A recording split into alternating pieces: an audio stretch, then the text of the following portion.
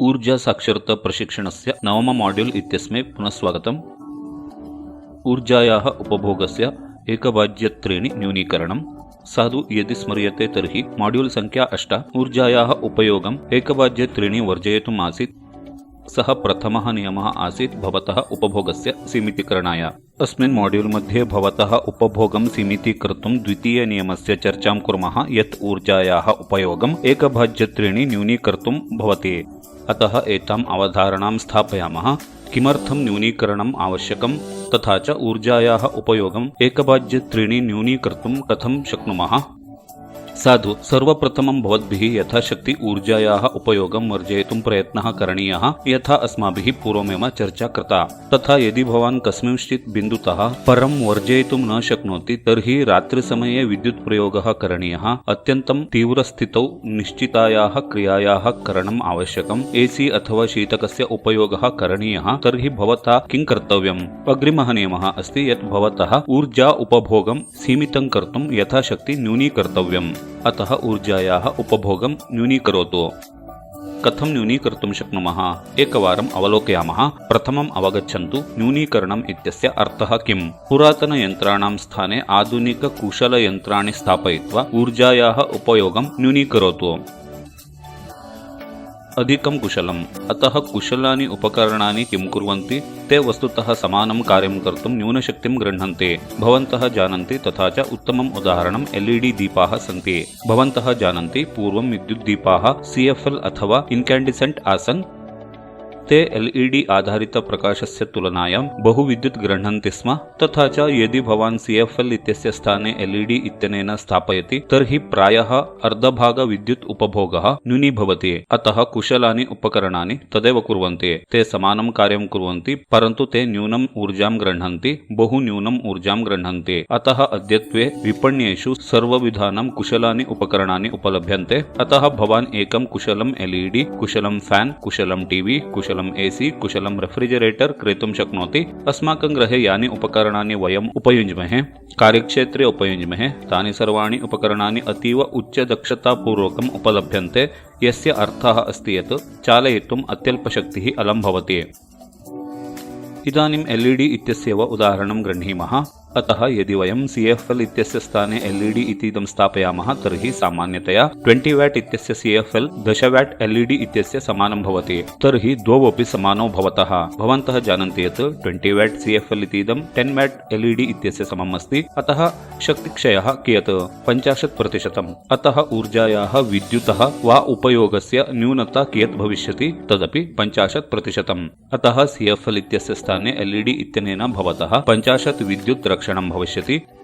निश्चयेन बहवः जनाः पूर्वमेव तस्य विषये अवगताः सन्ति। भवतः कार्यालये वा कार्यस्थले वा भवन्तः पूर्वमेव LED आधारितप्रकाशानाम् उपयोगं कुर्युः। यदि भवान् पूर्वमेव न कृतवान् तर्हि केवलम् आश्चर्यं भवति। तथा च केवलं परितः पश्यन्तु, तथा च अवगताः भवन्ति यत् भवान् स्वस्य पुरातनं दीपदण्डं वा फ्लोरोसेण्ट् दीपं वा CFL इत्येतं वा नूतन LED आधारित बल्ब् ट्यूब् लाइट् इत्यनेन सहजतया प्रतिस्थापयितुं शक्नोति। सरलं न वा? किमन्यत्? सामान्यं AC व्यजनं BLDC व्यजनेन प्रतिस्थापयितुं शक्नुवन्ति। वर्तमान विद्युत् व्यजनानि वस्तुतः इंडक्शन मोटर इत्यस्य उपयोगं कुर्वन्ति। तथा च अधिकम् उन्नतं नवीनं विज्ञानं वर्तते ये BLDC मोटर ब्रश्लेस् DC मोटर्स् इत्यनेन सह उपलभ्यन्ते। तथा च अस्य BLDC मोटर इत्यनेन के लाभाः सन्ति? समानप्रमाणस्य व्यजनं समानवेगेन चालयितुम् इदं प्रायः अर्धं वा अर्धात् न्यूनं वा शक्तिं स्वीकरोति। अतः यदा भवतः सामान्यं 60 वैट् AC व्यजनं 25 तः 30 वैट् BLDC व्यजनेन प्रतिस्थापयति तदा भवान् 50% अधिकं शक्तिं रक्षितुं शक्नुवन्ति। अतः तस्य परिणामः भविष्यति यत् भवतः विद्युत् उपभोगस्य 50% अधिकं रक्षणं न्यूनीकरणं च भविष्यति। किं महत्त्वपूर्णम्? एतानि नूतनानि वा BLDC व्यजनानि वस्तुतः बहुमूल्ययुतानि न भवन्ति। अतीव सुलभम् अस्ति। भवन्तः प्रायः समानव्ययेन प्रतिस्थापयितुं शक्नुवन्ति, कदाचित् 200 रूप्यकाणि अतिरिक्तानि। अतः तथैव सामान्य व्यजनस्य स्थाने अधिककुशलं व्यजनं स्थापयित्वा भवन्तः स्वस्य विद्युत् उपभोगं न्यूनीकर्तुं शक्नुवन्ति। भवन्तः अन्यत् किं कर्तुं शक्नुवन्ति? भवान् स्वस्य सामान्यम् एकतारकम् AC अथवा वातानुकूलकं पञ्चतारक वातानुकूलकेन प्रतिस्थापयितुं शक्नोति। भवन्तः जानन्ति एकतारकं वा द्वितारकं वा वातानुकूलकं पञ्चतारक रेटेड वातानुकूलकस्य अपेक्षया बहु अधिकं विद्युत् गृह्णाति। तथा च भवन्तः आश्चर्यचकिताः भविष्यन्ति यत् एकतारयुतस्य तुलनायां पञ्चतारक रेटिंग AC केवलं प्रायः 40% अथवा 45% विद्युत् गृह्णीयात्। अतः यदि भवान् सामान्य AC इत्यस्य स्थाने पञ्चतारक रेटेड AC इत्यनेन प्रतिस्थापयति तर्हि प्रायः 60–65% विद्युत् अवशिष्यते। अवश्यं पञ्चतारक रेटेड AC इत्यस्य मूल्यं प्रारम्भे एकस्मात् वा द्वयोः वा रेटेड AC इत्यस्मात् अधिकं भविष्यति, परन्तु तत् वस्तुतः तस्य मूल्यं दातुं योग्यम् अस्ति येन भवतः विद्युत् उपभोगः न्यूनः भविष्यति, मासिकं विद्युत् देयकं च न्यूनं भवति। परन्तु सर्वाधिकं महत्त्वपूर्णं यत् भवान् अत्यन्तं प्रदूषकम् अङ्गार आधारित विद्युत् उपयोगं त्यजते। यथा भवन्तः वायुमण्डल परिवर्तनस्य प्रभावं परिहरन्ति। स्पष्टो वा? अन्यत् किं क्रेतुं शक्नोति? यदि भवन्तः शीतलकस्य उपयोगं वातानुकूलकस्य उपयोगं परिहर्तुं न शक्नुवन्ति तर्हि तानि परिवर्तयितुं शक्नुवन्ति। भवता किं कर्तव्यं? तस्य स्थाने अधिककुशलयन्त्राणि स्थापयन्तु। किं कर्तुं शक्नोति? भवान् स्वस्य एकतारकं वा द्वितारकं वा शीतकयन्त्रं पञ्चतारक रेटेड शीतकयन्त्रेण परिवर्तयितुं शक्नोति। जनाः बृहत्तराणि शीतकानि निर्मातुं प्रयतन्ते। द्विद्वारं, त्रिद्वारं, चतुर्द्वारं च। किमर्थम् एतादृशस्य विशालस्य शीतकस्य आवश्यकता अस्ति? मया दृष्टाः जनाः शीतलकस्य अन्तः सन्धितं स्थापयन्ति। सन्धितं शीतकयन्त्रे अश्रुतं। तत् कारणं प्रायः अपराधकरणम् इव भवति। अतः सर्वप्रथमं स्वस्य शीतलकस्य आकारं न्यूनीकरोतु, वातानुकूलकस्य आकारं न्यूनीकरोतु च। सामान्यतया जनाः बृहत् कक्षाः कुर्वन्ति, तथा च तेषां केवलम् एकं शरीरं सम्भवतः 6 फीट् सार्ध 2 फीट् समं भवति। परन्तु वातानुकूलकेन सम्पूर्णा कक्षा शीतला करणीया। वातानुकूलकेन छादस्य तलस्य भित्तीनाम् अन्यत् सर्वं च शीतलं कर्तव्यम् अस्ति। तन्मा कुरु, लघुतरं स्थानम् उपयुज्यताम्। यदि भवान् शीतलकस्य उपयोगं कर्तुम् इच्छति तर्हि लघुतरस्य शीतकस्य उपयोगं कुर्वन्तु। तथा च तत् लघुतरं यन्त्रम् अपि पञ्चतारा रेटेड युतं भवेत्। परिणामेन 50–65% यावत् विद्युत् रक्ष्यते। तदतीव महत्त्वपूर्णं रक्षणम् अस्ति। तथा च सामान्यम् उपकरणम् अधिककुशल उपकरणेन प्रतिष्ठापयित्वा भवान् स्वस्य ऊर्जायाः आवश्यकतां न्यूनीकर्तुं शक्नोति। साधु, अतः भवान् द्रष्टुं शक्नोति यत् आहत्य वयम् अस्माकम् ऊर्जा उपभोगं न्यूनीकर्तुं शक्नुमः। अस्माकं विद्युत् उपभोगं 40–60% यावत् न्यूनीकर्तुं शक्नुमः। तत् महत् अन्तरं वा लाभं वा यत् भवितुम् अर्हति न वा? केवलं कुशलयन्त्राणाम् उपयोगेन 40%, 50%, 60% पर्यन्तम् अपि। अस्तु, भवन्तः कुशलैः उपकरणैः कियत् न्यूनीकर्तुं शक्नुवन्ति इति उदाहरणं गृह्णीमः। मया पूर्वमेव उक्ताः बहूनि उपकरणानि सन्ति यानि विपण्याम् उपलभ्यन्ते, येषां समानं कार्यं कर्तुं वास्तवतः न्यूनविद्युत् उपभोगः भवति। अहं गृहस्य विशिष्टम् उदाहरणं गृह्णामि।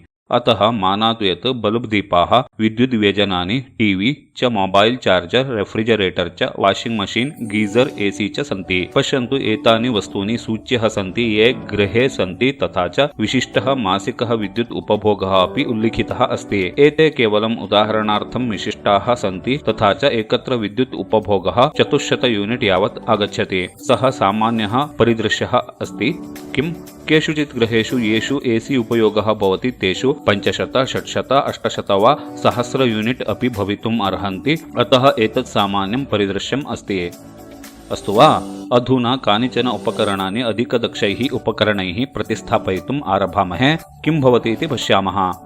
सत्यम्, एतत् प्रथमम् AC इत्यस्य उदाहरणम् अस्ति। किमर्थम् AC? यतः AC एव वास्तविकविद्युत् ग्राहकाः सन्ति। तान् चालयितुं बहु विद्युत् आवश्यकम्।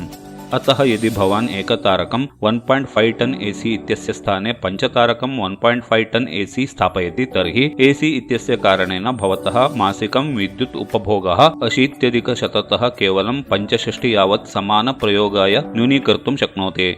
फलतः किं भविष्यति? भवतः देयकं 400 यूनिट् तः 85,200 यूनिट् यावत् गमिष्यति। अधुना भवतः विद्युत् उपभोगस्य 30% रक्षणं कर्तुं शक्यते। अतः भवान् केवलं समीचीन एसी प्रतिस्थापनेन उपयोगेन च स्वस्य विद्युत् उपभोगं 400 तः 85,200 पर्यन्तं न्यूनीकृतवान् 5-तारा रेटेड् एसी द्वारा।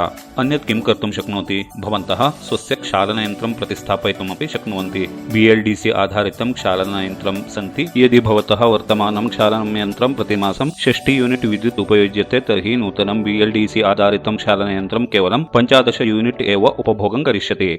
एवम् अतः अधुना एसी तथा वाशिंग मशीन इत्येतयोः स्थाने कुशलयन्त्राणि स्थापितानि सन्ति। किं भविष्यति? भवतः विद्युत् उपभोगः न्यूनीभवति, प्रायः 60% इत्यस्मै न्यूनीभवति च। अतः भवतः अवशिष्टं केवलं प्रायः 40-200 एव भविष्यति। अतः 40% सर्वविद्युच्छक्तेः रक्षणं कुर्वन्ति। किमन्यत्? यदि भवतः गृहं भवति वा नूतनं गृहं भवति वा तर्हि भवन्तः सर्वाणि उपकरणानि प्रतिस्थापयन्ति। भवन्तः प्रकाशं, टीवी इतीदं, क्षालनयन्त्रम्, एसी च सर्वाणि अतीव कुशलैः उपकरणैः प्रतिस्थापयन्ति। भवन्तः जानन्ति किं कुर्वन्ति इति। एतत् उदाहरणम्। प्रथमस्तम्भे भवतः सामान्ययन्त्राणि सन्ति यत्र विद्युत् उपभोगः 400 यूनिट् भवति। अग्रिमे स्तम्भे भवतः सर्वाणि कुशलानि उपकरणानि केवलं 48,100 यूनिट् विद्युत् उपभोगेन सह। भवान् किं करोति? भवतः 63% विद्युत् रक्षितुं शक्नोति अथवा भवान् स्वस्य विद्युत् आवश्यकतां 63% न्यूनीकरोति।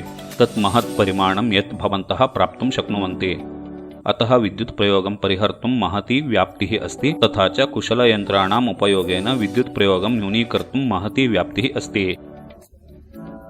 अतः नियमसङ्ख्या 2 न्यूनीकृतः 1/3 द्वारा न्यूनातिन्यूनम् 1/3 अहं दर्शितवान्। भवन्तः वस्तुतः 60% 65% पर्यन्तं कर्तुं शक्नोति, 30% न्यूनातिन्यूनं 35% यावत्।